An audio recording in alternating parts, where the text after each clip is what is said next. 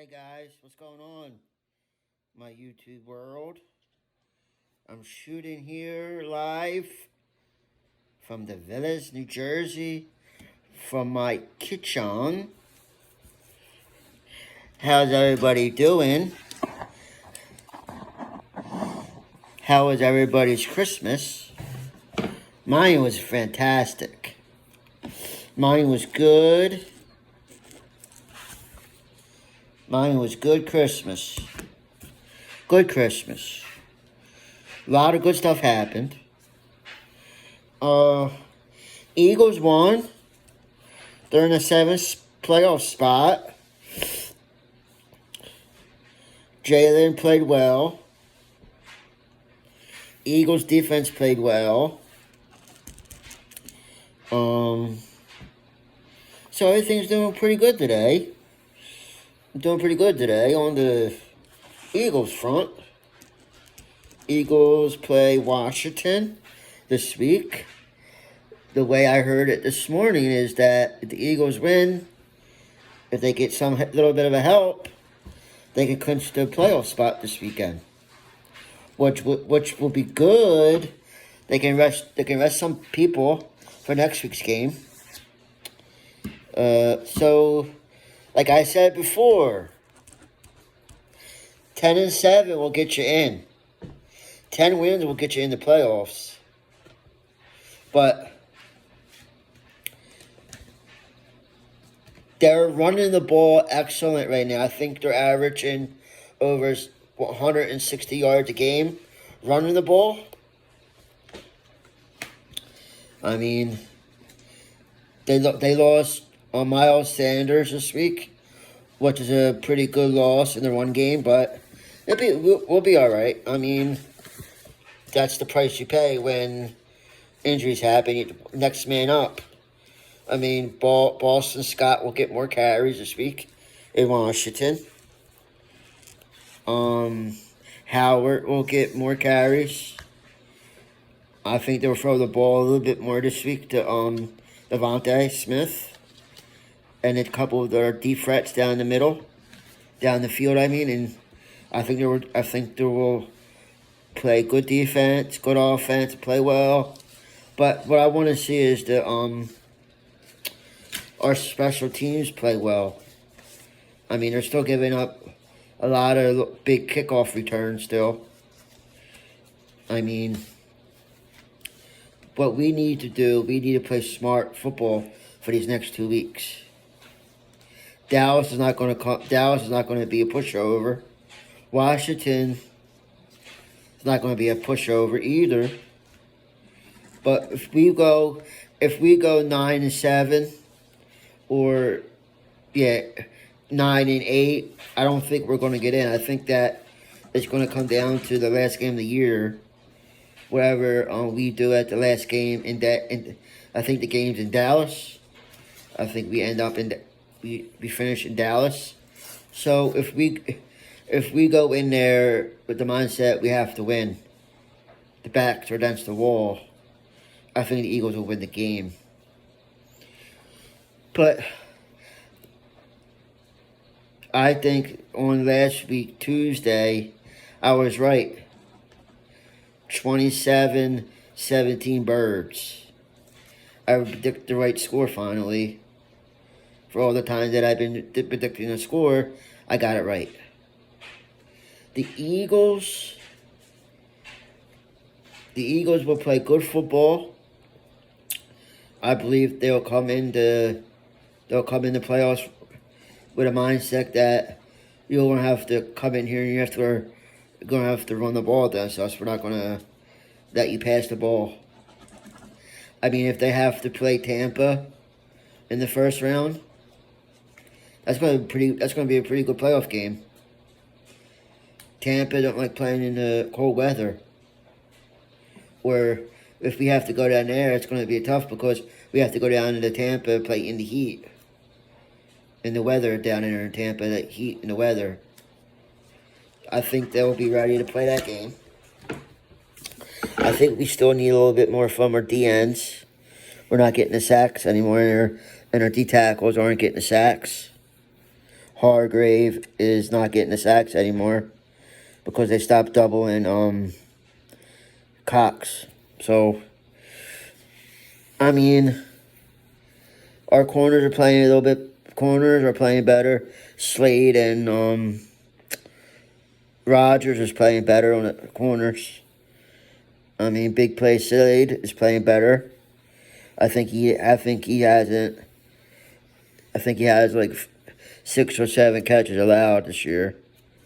I mean, he was worth the pick and the money that we gave him last year to come to Philly. So like I've been saying to everybody since the season started, watch out for the Eagles at the end of the year. They're going to be a team that you don't want to play in the playoffs because they're unpredictable. If the team shows up and wants to play, they could beat you. If a team shows up when they're 2-5, they're going to lose. They're not going to lay down for you. They'll play good, solid football game. I mean, everybody said at the beginning of the year, why you gonna let a young guy coach your football team? I mean, what was he, in his 40s when they hired him? Everybody said that was going to be a bad hire. You shouldn't do it. I mean, once he got his pulse, he flipped that switch. He figured out what he needed to do. He couldn't drop back and throw the ball 40 times. It wasn't our game. Now I think after week 8, we figured out that he has to run the ball 50-50, pass the ball, put in under center a little bit more. And they started running the ball. I mean, I think a couple games there, Sanders only had like 10 carries in like 4 games. They passed the ball over 30 times. So, the Eagles will, my prediction, the Eagles will make the playoffs and be the 6th seed.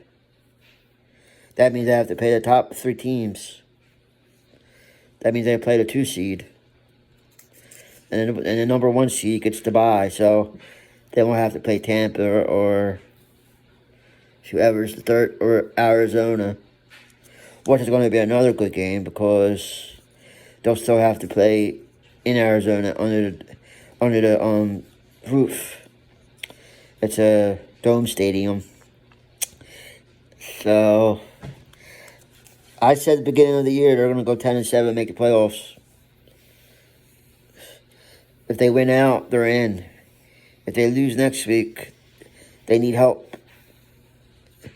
Week 17, they need help to make it in the playoff. We have some college football games coming up. The playoff for the football. We have Alabama and Cincinnati. And we have Michigan. I think it's going to be 2 good teams versus 2 good teams, and it's going to be shootouts. Whoever can score the most points. I think those games are going to be like between 65 and 70 points combined. I mean, what is Oregon going to do? I mean, Ohio State plays Cincinnati and Michigan plays Alabama. Two good games right there. With 4 good coaches. You got Nick Saban, you got John Harbaugh, who went to school at Michigan. Played quarterback in the NFL for the Bears. So he played on that team when the Bears won the Super Bowl in '86. Great football team there, 46 defense. With Buddy Ryan, where they won that Super Bowl. the best defense ever. Mike Singletary was your middle linebacker. What I think was the best middle linebacker in the NFL. Back in those times, back in those days. In the early 90s, in the late 80s.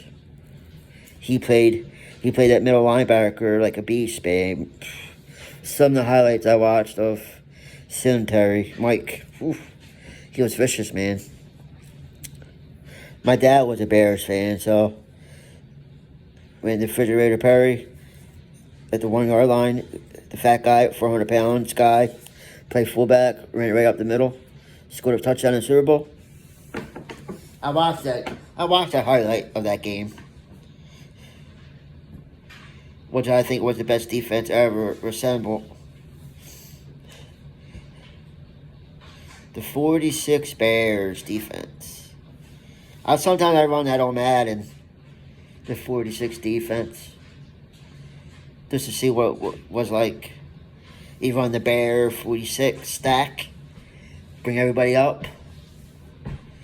That's awesome defense, man. The 46 defense. Sometimes I run that on Madden. You bring everybody up, try to stop, splits everybody. And the quarterback doesn't know what to do with the ball. Sometimes you're taking a risk, though. You blitz everybody. A lot of people are open. You blitz everybody at corners or on yourself on the island. They can't cover 4 people. 2 people can't cover 4 people. All right. Let's get back to the Sixers. That's the topic now, going around now. Couple days is New Year's, right? But I heard on TV the other day that Ben Simmons does not want to play in Philly anymore. He made that clear to ownership that he doesn't want to play there anymore. So there's only 2 options that he has right now. Sit home and don't get paid, or come back and play for us, or force your way out of Philly. I don't think, like I said before on my video, that there's going to be a team that bites for Simmons. They're going to have to offer Sixers a ransom for him. There's going to have to be 2 first-round picks and your star player or your second star player for Ben Simmons. Because they're not going to just give him away for nothing. Ben Simmons needs to grow up, and he makes over $30 million a year, and he's sitting home and not getting paid. Every game he misses, he gets fined for it. Like $360,000. So you're sitting home and you're not even getting paid, you're getting fined. Every game that you miss, you're not even getting paid for it. So why are you bitching and complaining?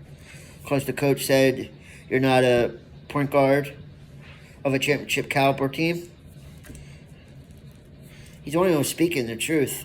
He's trying to light a fire on your ass. Ben Simmons can be the most powerful player in the NBA if he gets a jump shot.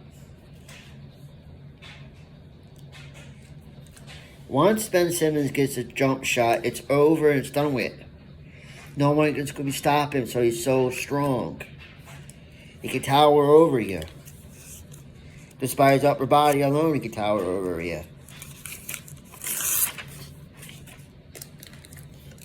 Everybody said he's going to be the next LeBron James. No. LeBron is the best player in the NBA at his position.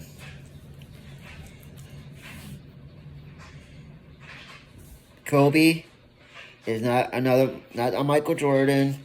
Michael Jordan is a totally class by itself. Yeah, was Kobe the best in the 2000s? Yeah. For his time. But you have Seth Curry, you have LeBron, you have Trae Young, yeah, and you have Luka Doncic. I mean, you have a lot of good players now in the NBA. I mean, I like watching Luka Doncic play. I mean, he's pretty good player. He's pretty good. I mean, he's a good point guard. He's young. I think he's like 20 years old. I mean, the NBA is not in a bad place, though, with all the young talent they have. Like Luka Doncic, Trae Young, all those guys, you know, I mean, the NBA is not in a bad position to go in the next a couple years. I mean, once LeBron James retires, the NBA is in pretty good hands. I mean, for a long time there, when Michael Jordan retired, the NBA wasn't really in good hands because Kobe just came out of high school. Yeah, but you had Shaq, but Shaq was a different kind of player though. He was dominant center, big man. I mean, I think that Shaq gave you what Shaq could give you. I mean, I don't know. I think the Sixers are another piece away from the contending for a championship. If wherever they get back for Simmons, I think they should hold on to that. I mean, if I was them, I would ask for your star player or your second star player. And two first round draft picks. That's what I would do. Or ask for two firsts and a second. Because I don't think a lot of teams are going to give up a star player for a star player because all that money that Ben Simmons has left on his contract.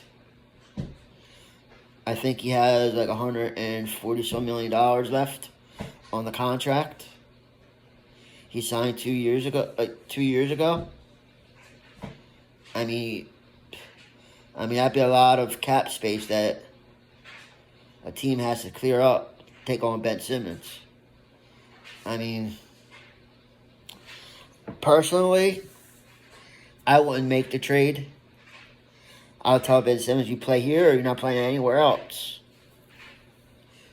Till your contract's up, then you can sign anywhere you want. I mean, it's a tough place to play in Philadelphia. I mean, we like winners, not pansies. I mean, you know, I'm not getting into that. I really don't want to get into that right now. That's another comment. It's another video for another day. Maybe tomorrow's video.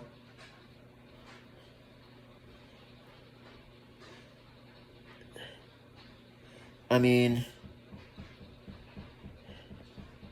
alright guys, I'm going to shut this video down now. I'm going to fold the laundry. And see what else is out there. It's a pretty nice day out today. I think it's 40-something degrees.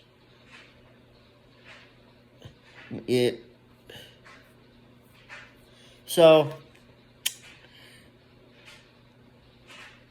go Father. Peace. I'm out.